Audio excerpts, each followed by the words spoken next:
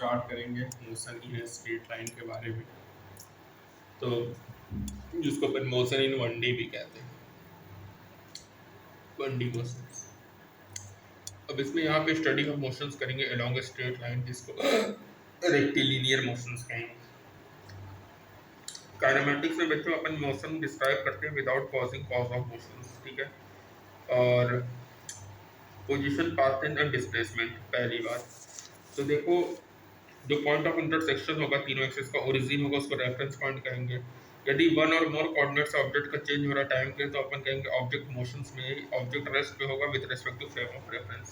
Path length क्या होता है बच्चों, जो डिस्टेंस ट्रेवल्ड होता है उसको पाथ लेंथ कहते हैं। पाथ लेंथ स्केलर क्वांटिटी है जिसका मैग्नीट्यूड है, कोई डायरेक्शन नहीं है। डिस्प्लेसमेंट क्या है बच्चों, x2 माइनस x1 है। डिस्प्लेसमेंट में मैग्नीट्यूड भी होगा, डायरेक्शन भी होगा, ऐसी क्वांटिटीज को अपन वेक्टर्स कहते हैं। जो मैग्नीट्यूड होगा डिस्प्लेसमेंट का वो इक्वल हो भी सकता है पाथ लेंथ के और नहीं भी। मैग्नीट्यूड ऑफ डिस्प्लेसमेंट किसी भी कोर्स ऑफ मोशन में जीरो हो सकता है, लेकिन पाथ लेंथ कभी भी जीरो नहीं होगा। यदि ऑब्जेक्ट मूव कर रहा है स्ट्रेट लाइन में, कवर कर रहा है equal distance equal interval time, तो यूनिफॉर्म मोशन है। जैसे यहाँ पे जीरो है, यूनिफॉर्म है, non uniform motion. Average velocity क्या होता है, डिफाइंड होता है चेंज इन पोजीशन अपॉन और displacement upon time, delta x upon delta T. Average velocity भी वेक्टर क्वांटिटी होता है। जो एवरेज वेलोसिटी होता है वो पॉजिटिव नेगेटिव जीरो होगा, डिपेंड करेगा साइन ऑफ डिस्प्लेसमेंट में। यदि जीरो है डिस्प्लेसमेंट तो वो वेलोसिटी जीरो भी होगा। यहाँ पे पॉजिटिव है, नेगेटिव वेलोसिटी है और वेलोसिटी रेस्ट पे है। एवरेज स्पीड क्या होता है, total path length upon total time होगा, जो ये हमेशा पॉजिटिव होगा एवरेज स्पीड। यदि motion object along straight line है सेम डायरेक्शन, तो मैग्नीट्यूड डिस्प्लेसमेंट का इक्वल होगा पाथ लेंथ का। इस केस में जो मैग्नीट्यूड होगा एवरेज वेलोसिटी का वो एवरेज स्पीड के बराबर होगा। स्पीड बच्चों जनरल में ग्रेटर होता है मैग्नीट्यूड ऑफ वेलोसिटी से, ठीक है। एवरेज वेलोसिटी क्या होता है, ये होता है अपन को बताता है कि कितना तेज ऑब्जेक्ट मूव कर रहा है गिवन टाइम इंटरवल में। ये अपन को इंस्टेंटेनियस वेलोसिटी होता है dx अपॉन dt, ठीक है। इंस्टेंटेनियस वेलोसिटी से dx upon dt।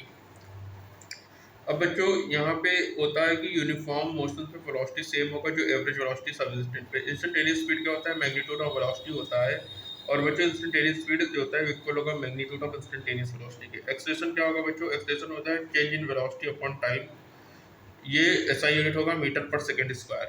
Acceleration dv by dt होता है। स्लोप जो होता है वेलोसिटी टाइम कर्व का वो अपन को एक्सेलरेशन देगा। जब एक्सेलरेटिंग यूनिफॉर्म होगा तो इक्वल एक्सेलरेशन करेगा पीरियड ऑफ टाइम में। जो पोजीशन टाइम ग्राम होता है वो पॉजिटिव नेगेटिव जीरो होगा, वो फिगर A B C में दिखाया है। यहाँ पे पॉजिटिव एक्सेलरेशन है, नेगेटिव यहाँ पे जीरो एक्सेलरेशन है। बच्चों एक जो एरिया अंडर द कर्व होता है डिस्प्लेसमेंट का, वो अपन को टाइम इंटरवल, यहाँ पे देखो पॉजिटिव डिस्प्लेसमेंट नेगेटिव डिस्प्लेसमेंट के बारे में बताया है।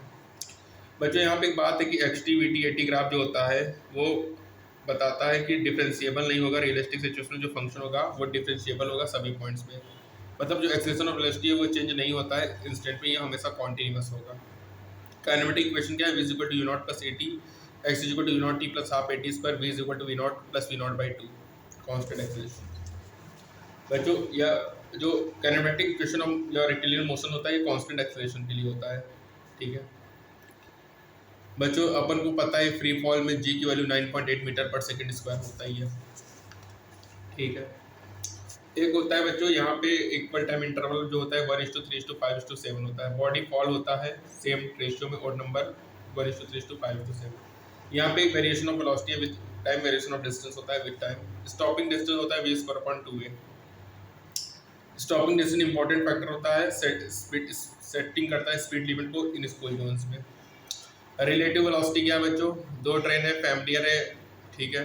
तो यहाँ पे रिलेटिव वेलोसिटी होता है दो किसी के रिस्पेक्ट में, जैसे velocity of object B related to bv minus v, velocity of object related to bba minus vb। बच्चे जो रिलेटिव वेलोसिटी होगा vab और vba वो जीरो होगा। इस केस में va ज़्यादा होगा vb से तो vb माइनस va नेगेटिव होगा, ठीक है। यदि मैग्नीट्यूड vba और vba का ग्रेटर होगा तो यहाँ पे होगा, ठीक है। बच्चों यहाँ पे ऑब्जेक्ट मोशंस में होगा यदि उसका पोजीशन चेंज हो टाइम के साथ। जो पोजीशन होता है स्ट्रेट लाइन में राइट को पॉजिटिव लेंगे, लेफ्ट को negative. Path length total path length होगा। डिस्प्लेसमेंट क्या होता है, चेंज इन पोजीशन होता है, इक्वल होगा magnitude of displacement between point. Object uniform motion में होगा यदि डिस्प्लेसमेंट इक्वल कवर करे इक्वल इंटरवल ऑफ टाइम में। Delta x upon delta T ये एवरेज वेलोसिटी होता है। XT ग्राफ पे एवरेज वेलोसिटी होगा टाइम इंटरवल में, स्लोप देगा इनिशियल और फाइनल पोजीशन का।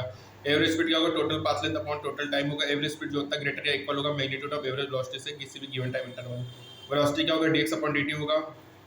पोजीशन टाइम ग्राफ का स्लोप अपन को इंस्टेंटेनियस वेलोसिटी देगा। एवरेज एक्सेलेरेशन क्या होगा, delta v upon delta t होगा।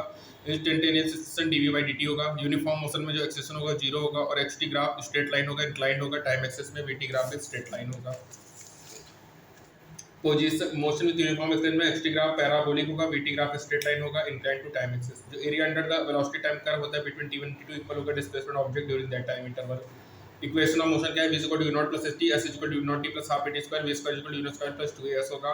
यदि position object at t equal to 0 पे 0 है तो particle x equal to x not होगा और रिप्लेस्ड होगा x माइनस x नॉट से।